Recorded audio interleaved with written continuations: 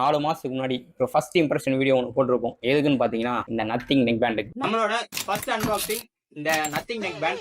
இதை வந்து ஒரு 4 மாசமா யூஸ் பண்ணதுக்கு அப்புறம் இந்த நெக் பேண்ட் என்ன நிலைமையில இருக்கு அப்படின்றத பார்ப்போம். அதாவது என்னன்னா ஸ்பீக்கர் வைஸும் சரி, அந்த ஸ்பார்ஷியல் ஆடியோ எஃபெக்ட் வரைக்கும் எல்லாமே ஓகே. ஸ்பார்ஷியல் ஆடியோ எஃபெக்ட் மக்களே கனெக்ட் ஆயிடுச்சுன்னு நினைக்கிறேன்.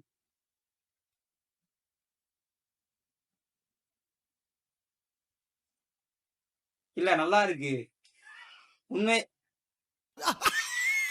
ஏன்டா சிரிக்கிற? முதுகுலம்லாம் தெரியுதுடா.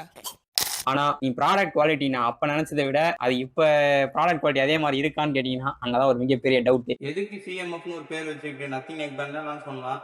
அதான் சொல்றதுக்கு இல்லன்றல்ல. ஏன்னா அப்ப ஒன் பிளஸோட கம்பேர் பண்ணும்போது ஒயர்லாம் கொஞ்சம் திக்கா இருக்கே, ரொம்ப நாள் வரும்னு பார்த்தேன். ஆனா 4 மாசத்துல என்ன நிலைமையில இருக்குன்றத பாருங்க. ஆக்சுவலா இங்க பிஞ்சிருச்சு. இந்த 2 இடத்துல ஒட்டு போட்டு தான் வச்சிருக்கேன். அது மட்டும் இல்லாம இந்த ரெண்டு கார்னருமே பிஞ்சிருச்சு. தனித்தனியா தான் வந்துட்டு இருக்கு. எல்லாமே ஒரு டேப் போட்டு தான் வச்சிருக்கேன். சரி என்ன ஒரு 4 மாசம் ஆகுது, ரகடா யூஸ் பண்ணா இந்த மாதிரி தான் ஆகுமா அப்படின்னு நீங்க கேட்கலாம். ஏன்னா இதுக்கு தான் நான் கம்பேரிசனுக்கு என்கிட்ட இன்னொரு நெக் பேண்ட் இருக்கு. அது என்னன்னு பாத்தீங்கன்னா அதுதான் இந்த ஒன் பிளஸ். இது வந்து ஒன் பிளஸோட நாய்ஸ் கேன்சலேஷன் சீரிஸ் கிடையாது. அதுக்கு முன்னாடி வாங்கின ஒன் பிளஸ் G2. இது வந்து பாத்தீங்கன்னா ஒரு 2 வருஷமா யூஸ் பண்ணிட்டு இருக்கேன். இது வாங்கி 2 வருஷம் ஆச்சு. இது வாங்கி ஒரு 4 மாசம் ஆச்சு. ஆனா இது ரெண்டும் ஒண்ணா இல்ல. ஃபர்ஸ்ட் IPL லிக்விட் வச்சுட்டு நத்திங் நெக் பேண்ட் துடைக்க ஆரம்பிக்கிறேன். ஆக்சுவலா இப்போ என்னன்னா இதுல வந்து என்னால துடைக்கிறதுக்கு எனக்கு கான்ஃபிடன்ஸே வர மாட்டேங்குது. நார்மலா என்னோட ஒன் பிளஸ் நெக் பேண்ட்ல கொஞ்சமாவது அழுத்தி தேய்க்கிற மாதிரி இருக்கும். பட் எனக்கு கான்ஃபிடன்ஸே வரல. ஏன்னா துடைக்கும் போது என்னால ஃபீல் ஆக முடியுது. அந்த மேல இருக்க அவுட்டர் லப்பர் வந்து அப்படியே ஒன்னோட ஒன்று ஜாயிண்ட் ஆகிட்டு துடைக்கும் போது அதுவுமே சேர்ந்து வர மாதிரி இருக்கு.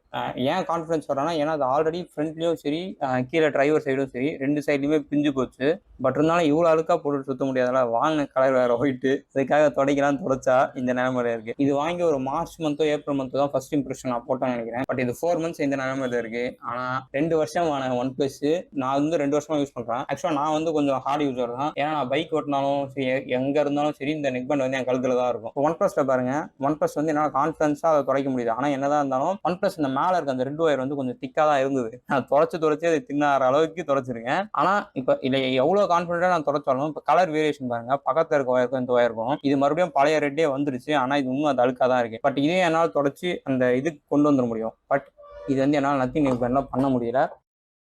இது லாங் ரன் வருமா பாத்தீங்கன்னா என்னோட யூசேஜுக்கு வந்து இந்த நத்திங் நெக் பேண்ட் வந்து லாங் ரன் வரல.